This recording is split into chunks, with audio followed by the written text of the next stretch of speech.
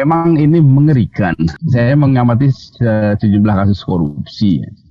Bahkan yang agak kontroversial itu kan ketika Al-Quran juga, dana Al-Quran juga dikorupsi.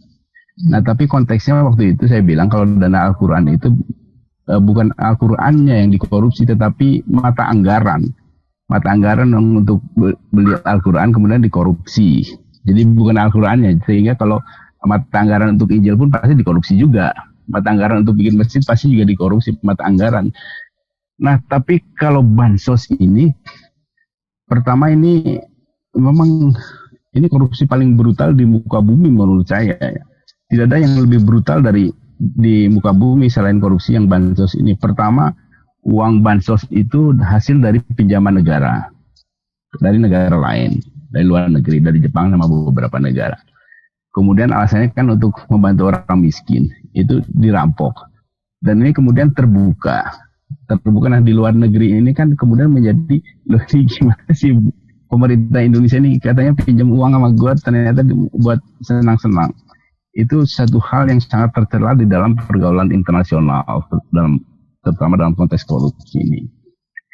Yang kedua, ini korupsi bansos ini kan gila-gilaan. Pertama adalah dari perencanaan itu sudah dikorupsi sekitar 10-15%.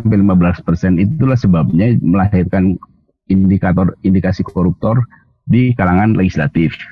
Ada dua nama yang kalau di koran-koran ada Herman Heri sama Ihsan Yunus itu kan. Itu anggota DPR. Jadi dari tahap perencanaan itu sudah ada markup, sudah ada dikorupsi. Kemudian di pelaksanaan itu dikorupsi lagi.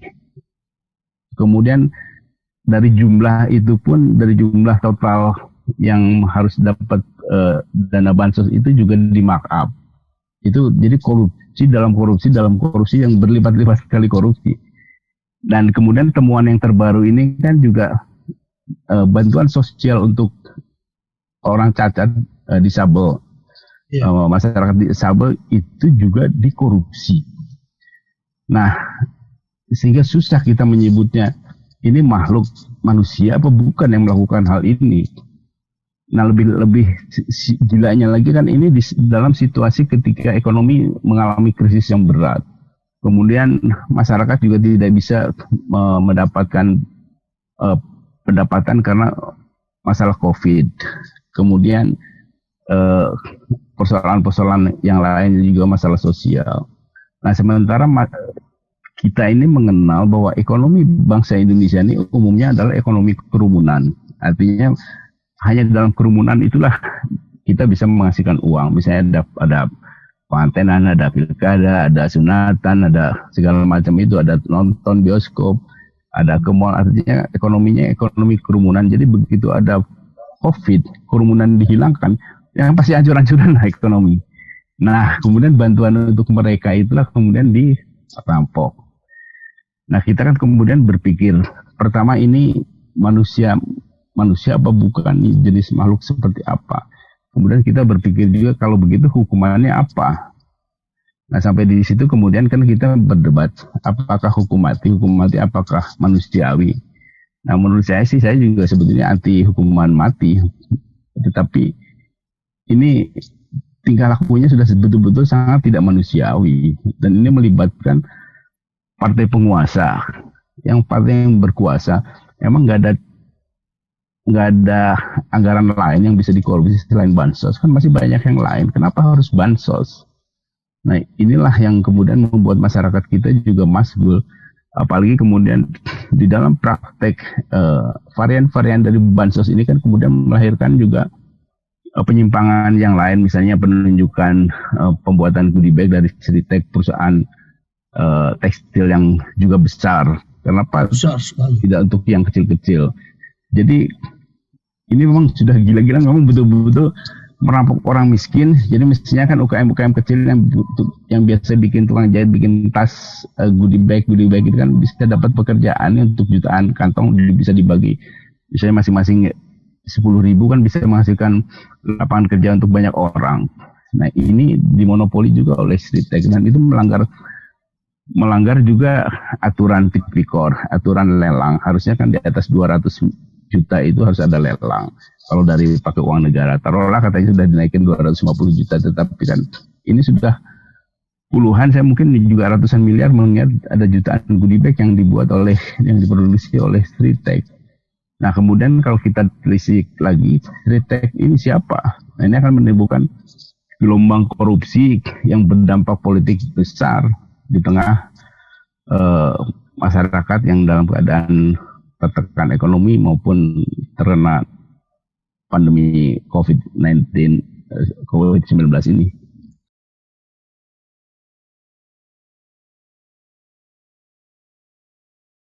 Ini kan memang nggak ada cara lain, jadi jangankan soal bagaimana distribusinya itu nomor sekian. Nah, yang pentingnya kan mentalnya.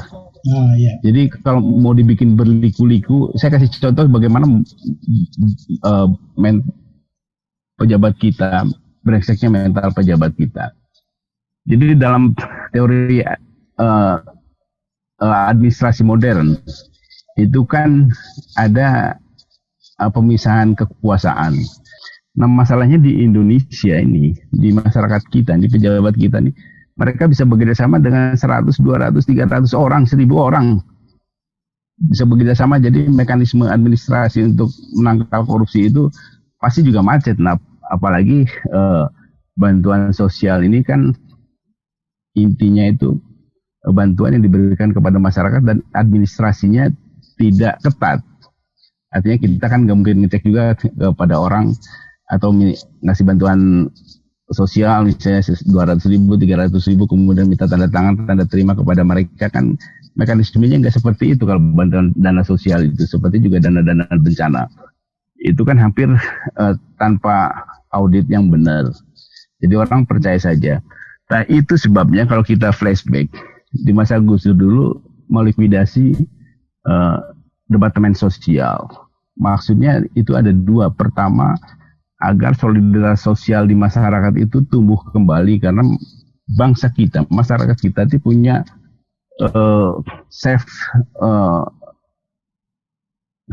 survival sendiri.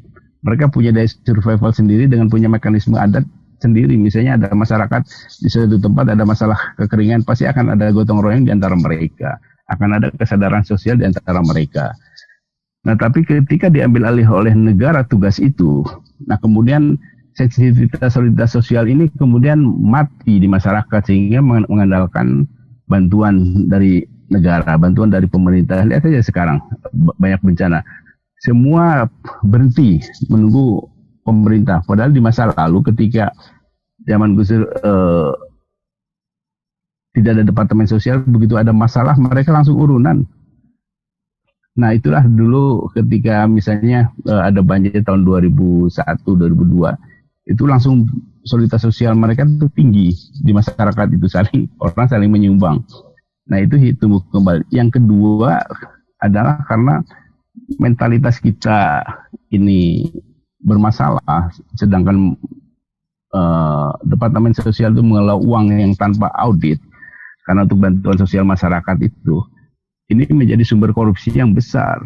Ini antara lain dua alasan itulah yang kemudian dijadikan oleh pemerintahan Gus Dur dulu melikuidasi Departemen Sosial. Nah yang persoalan lainnya adalah yang ketiga, bahwa sekarang ini kan ada Badan Nasional Penanggulangan Bencana. Sebetulnya bisa lewat mereka ini orang-orang yang turun langsung ke lapangan. Mereka tahu mana yang harus dibantu, mana yang enggak. Nah sekarang ini kan BNPB ini seolah-olah hanya membantu persoalan bencana yang terkena masalah teknis saja. Misalnya ada gempa, ada banjir, mereka nurunin perahu, menurunin alat berat untuk membongkar. Hanya sekedar itu. Harusnya juga dibekali ada bagian administrasi, bagian pengelola dana sosial ini, sehingga ketika mereka membantu penyelamatan masyarakat yang terdampak itu juga jelas dan sampai ke tujuan.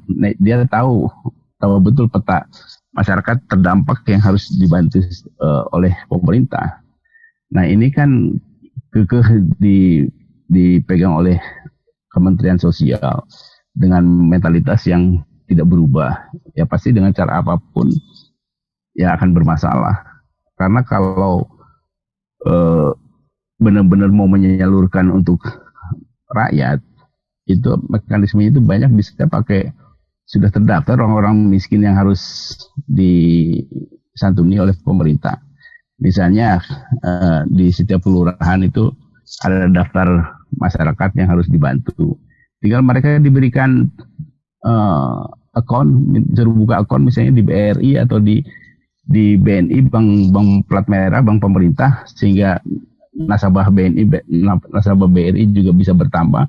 Kemudian lewat situlah secara berkala uang itu ditransfer dan mengontrol akun-akun dan nomor rekening ini kan lebih gampang dan terdaftar di situ. Kalau ada masalah tinggal ngecek ke banknya, juga punya administrasi yang bagus, pengontrolan juga lebih mudah. Jadi sepanjang dikasihkan langsung oleh lembaga ini dengan yang tanpa kontrol itu, selama itu pula lah akan ada masalah. Dan juga jangan lupa bahwa munculnya anggaran untuk mereka ini, untuk bantuan sosial itu, di balik planning anggaran itu kan muncul niat. Jadi gimana nih caranya kita bisa korupsi? Ya kita bikin anggaran untuk bantu rakyat kan. Nah, dari niatnya kan sudah buruk. Jadi dari niat yang buruk itu, dengan cara apapun pasti hasilnya juga buruk. Apalagi mental korupsi di pejabat kita ini memang mengalami kerusakan yang parah, dan ini mungkin nanti kita juga akan melihat pos-pos yang dikorupsi yang lain yang tidak kalah sangarnya. Contoh misalnya soal asuransi. Asuransi ini kan untuk menjamin masa depan untuk persoalan-persoalan kalau kita punya bencana, kalau kita punya masalah, sehingga ada sesuatu yang diasuransikan yang bisa menanggulangi persoalan ini. Nah, uang itu dikorupsi. Kemudian ada juga BPJS kesehatan, orang asuransi untuk kesehatan yang untuk membayar rumah sakit dan lain-lain. Ini juga kan rawan dikorupsi. Jadi semua uang yang terkumpul itu selalu menimbulkan nafsu pejabat kita untuk mengkorupsi, untuk mengkorupnya.